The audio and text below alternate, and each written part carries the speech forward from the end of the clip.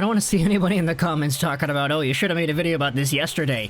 The reason we've left it off for today is because individually, I don't know if these stories are big enough in itself to make big, long, discussion-based videos on, but when you combine everything together, and you put it together in a package that's easily digestible to 3 different fan bases, I think that in itself is worthy of being a video. And don't get me wrong, I know for sure that there are indeed other prospects that we can talk about.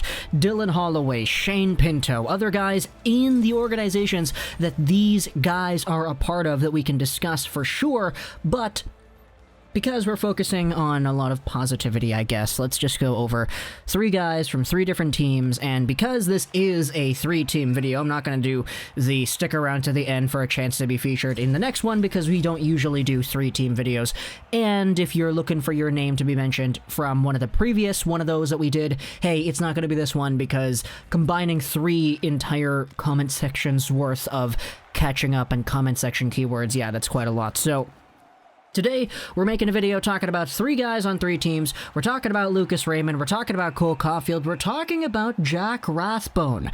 And as you know, because I am a Canucks, a Habs, and a Red Wings fan, this is exactly the kind of video I love making the most, just talking about guys on teams that I cheer for. Let's start things off in chronological order and talk about Cole Caufield, because I know the Canadiens fans are antsy to see this one. Now, I'm recording this video the night of Friday, April 16th, and you're like, okay, why are you recording it so late?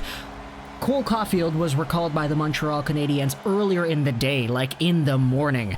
What were you doing waiting 12 hours to make a video about that Lego, you irresponsible content creator? Well, I want to say, firstly, I didn't really think it was that big of a deal.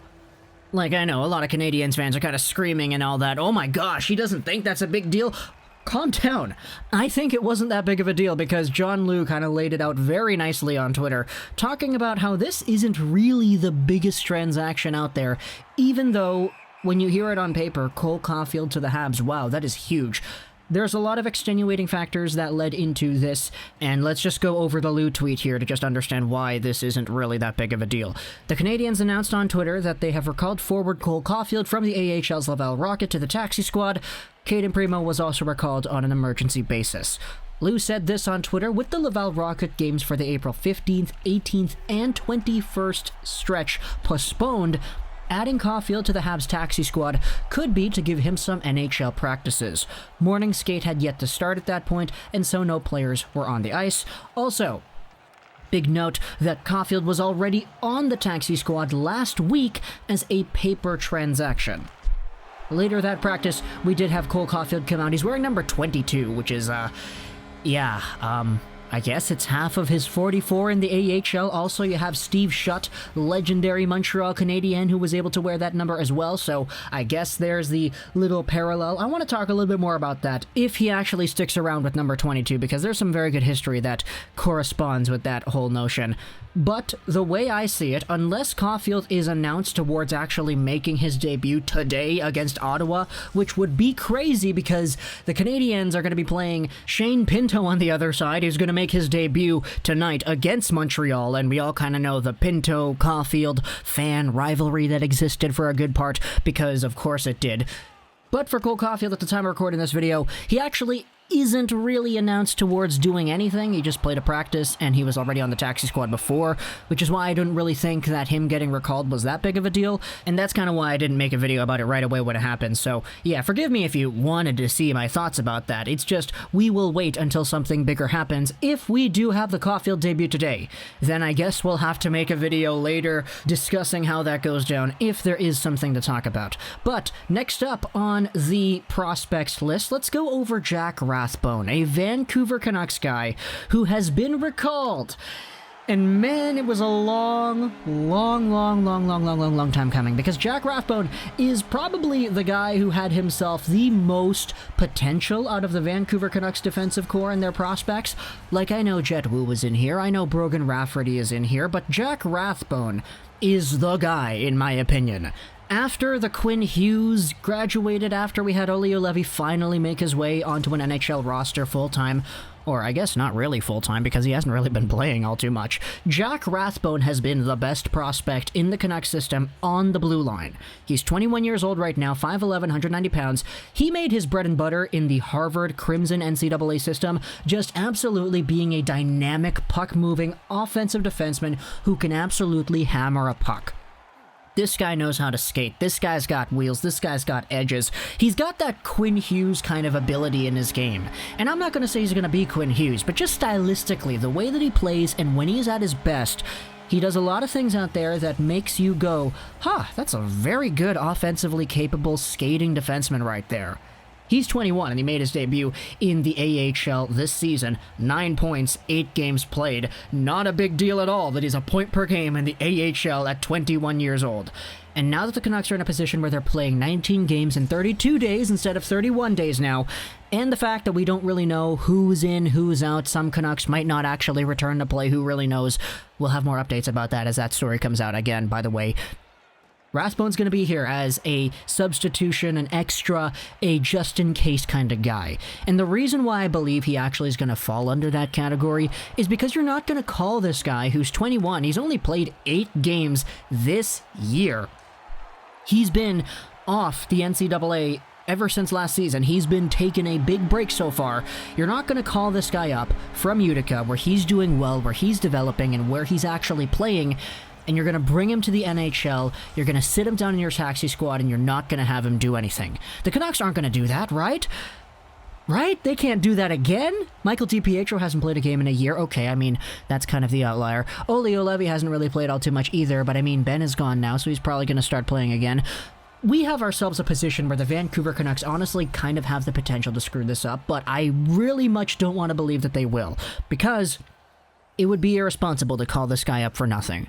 Call him up and break away what was a very good AHL debut season and have him just do nothing on the taxi squad. You have to play this guy. You have to give him the opportunities. You have to be there in a just-in-case scenario. If any of these other Canucks D-men end up not being suitable to play, let's say Quinn Hughes, he's taken a lot longer to recover than we believe he would have earlier.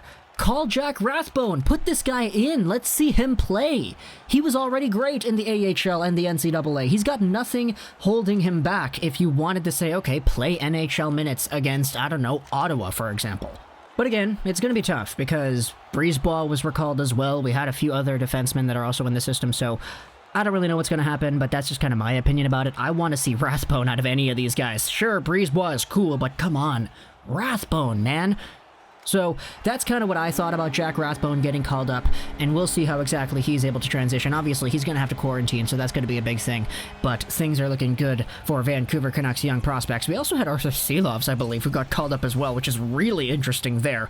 But finally, I wanted to talk about Lucas Raymond on the Red Wings side. And I know Red Wings fans, you've waited the entire video to talk about Raymond, but this guy finally got signed yesterday, and it was a pretty good one. Unfortunately for Red Wings fans, though, if you've been looking forward to seeing Raymond do his thing at the NHL level soon, we're going to have to wait a while, because the contract actually does start with 2021-2022, meaning that it expires in 2025. The contract doesn't allow him to play in the Grand Rapids Griffin system this year, or on the Red Wings this year. But what it does do is establish that relationship first and foremost. The guy is going to start getting money, he's guaranteed towards getting that, and depending on what happens next season, we will be able to see the development take another step. I'm really excited to see what he's going to do, man. Honestly, there's a reason why Raymond was ranked as one of the top prospects in the entire NHL by Craig Button, even though he didn't really produce as many points as, let's say, an Alexander Holtz or whoever, because as we noted, Frölunda is a low-scoring hockey team that doesn't really produce high offensive numbers from any of their guys. Remember that Alexander Holtz quote? If Raymond was in the OHL, like a Marco Rossi, like a Cole Perfetti, he probably would have been able to produce at the same kind of rate as well. Yeah, that's the kind of production that the Swedish version of Mitch Marner can go out there and give you because, hey, he's so smart, he's so capable, he's such a good hockey player, not just an offensive producer or a skill guy or a shot or whatever, he's just a good player.